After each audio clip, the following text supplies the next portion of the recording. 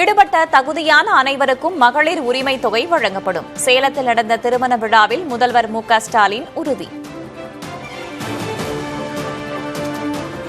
இன்னும் கூட சில தகுதியுள்ளவர்கள் விடுபட்டிருந்தால்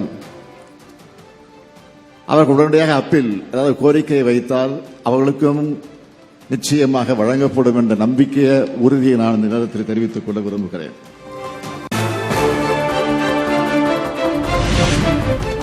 எஸ்ஐஆர் பணிகள் முடிந்தாலும் தேர்தல் பணிகள் நமக்கு இருக்கின்றன.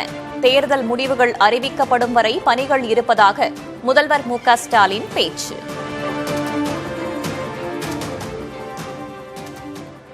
அந்த எஸ்ஆர்ஐ பணியில இன்றைக்கு பம்பர மாதிரி நம்முடைய தோழர்கள் செயல்பட்டுக் கொண்டிருக்கக்கூடிய காட்சியை பார்த்து எல்லோரும் அதை குறிப்பிட்டு சொல்லுகிறார்கள், பெருமைப்படுகிறார்கள். ஆனா அதே நேரத்தில் பாதி வேலை தான் முடிஞ்சிருக்கு, இன்னும் பாதி வேலை இருக்கு. தேர்தல் நடந்து வாக்கு எண்ணிக்கை முடிஞ்சு ரிசல்ட் அறிவிக்கிற வரைக்கும் நமக்கு வேலை இருக்கு, நீங்க மறந்துடக்கூடாது. திருவண்ணாமலை மாவட்டம் செங்கம் பகுதியில் முதல்வர் மு.க.ஸ்டாலினுக்கு உற்சாக வரவேற்பு. மேளதாளங்களுடன் வரவேற்பு அளித்த தொண்டர்கள்.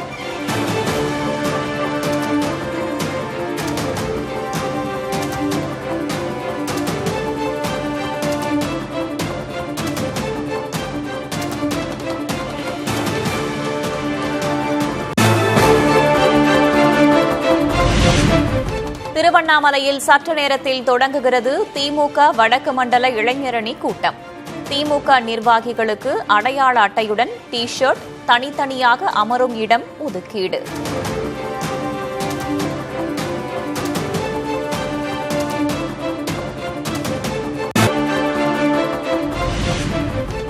உள்துறை அமைச்சர் அமித்ஷாவை சந்திக்கிறார் பாஜகவின் மாநில தலைவர் நைனா நாகேந்திரன். கூட்டணி, அரசியல் சூழல் ஆகியவை குறித்து பேச வாய்ப்பு.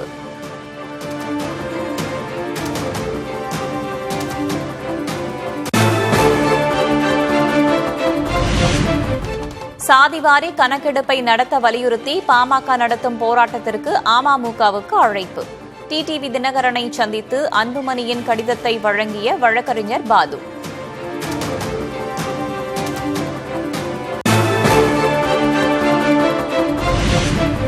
சட்டமன்ற தேர்தலுக்கான விருப்ப மனு விநியோகத்தை தொடங்கியது அன்புமணி தரப்பு. வரும் 20ஆம் தேதி வரை விருப்ப மனுக்கள் விநியோகம்.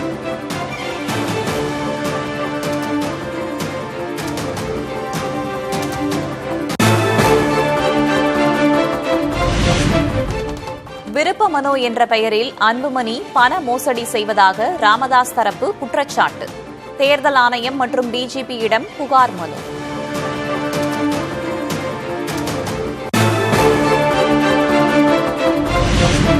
ஈரோடு பெருந்துறை அருகே விஜயின் பரப்புரைக்கு காவல்துறை அனுமதி. அறநிலையத்துறைக்கு சொந்தமான இடம் என்பதால் 50,000 ரூபாய் கட்டணம் வசூல்.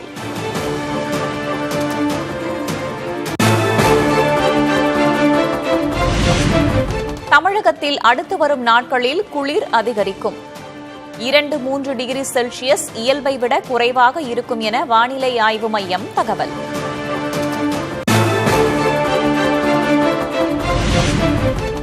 நீலகிரி மாவட்டம் உதகையில் கடும் குளிர் நிலவுவதால் அறைகளிலேயே முடங்கும் சுற்றுலா பயணிகள்.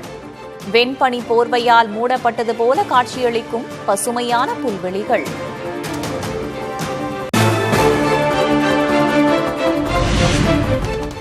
தலைநகர் டெல்லியில் அதிகரித்துள்ள காற்று மாசு.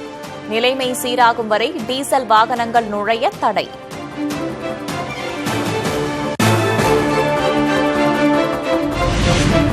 வாக்கு திருட்டை கண்டித்து டெல்லியில் காங்கிரஸ் சார்பில் ஆர்ப்பாட்டம். மல்லிகார்ஜுன் கார்கே, ராகுல் காந்தி, பிரியங்கா காந்தி உள்ளிட்டோர் பங்கேற்பு.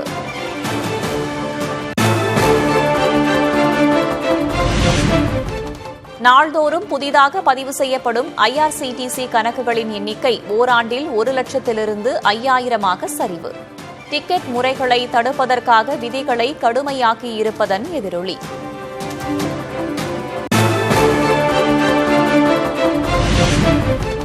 நீலகிரி கெத்தை சாலையில் முகாமிட்ட யானைகள். வாகன ஓட்டிகள் கவனத்துடன் செல்ல வனத்துறை அறிவுறுத்தல்.